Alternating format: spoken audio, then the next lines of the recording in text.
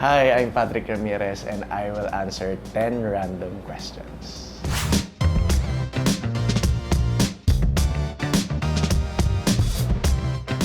Ano ang nagdudulot sa iyo ng kaligayahan?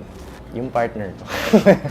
Hindi, bukod sa kanya, syempre, pag nakakatanggap siguro ako ng compliment and gifts. Ayan.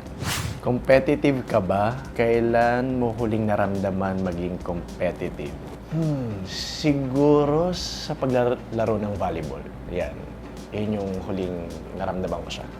Iko-consider mo bang maging part ng long-distance relationship? Pwede, pero sa partner ko ngayon, sa case namin, mukhang mahihirapan at hindi mag-work. So, baka hindi. Bukod sa cellphone, ano ang lagi mong dala kahit saan ka magpunta? Bukod sa bag. Yan, kasi sa bag ko, parang kompleto na. Nandun na lahat ng mga kailangan ko. Power bank, ano pa ba, yung mga eye drops, and kung ano-ano pa. Ano ang iyong go-to dish kapag kailangan mo magluto ng hapunan? Go-to dish? Siguro yung Cajun shrimp. Yan, yun yung madalas ko niluluto for my family and sa partner.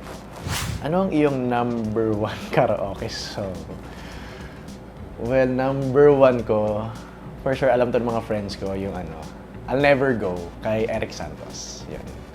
Rinding-rinding na sila pag kinakanta ko yan. Mas gugustuhin mo bang manirahan sa tabing dagat o sa kabundukan? Hirap na ito Siguro sa tabing dagat na lang kasi gustong-gusto ko yung naririnig yung tunog ng waves. Yun.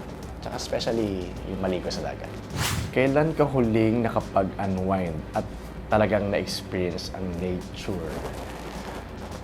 Nature? Siguro yung umuwi kami ng province sa Marinduque kasama yung partner ko. Ayan, nagbundok kami and nagdagat. Kailan mo naramdaman na pinaka-proud ka?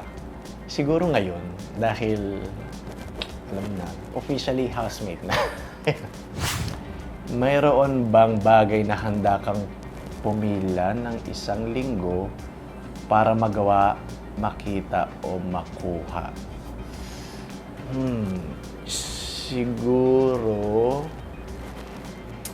yung mamit ko si Alaysa Valdez. Yan. At syempre makausap. Yan. Kasi idol ko siya. Ayun.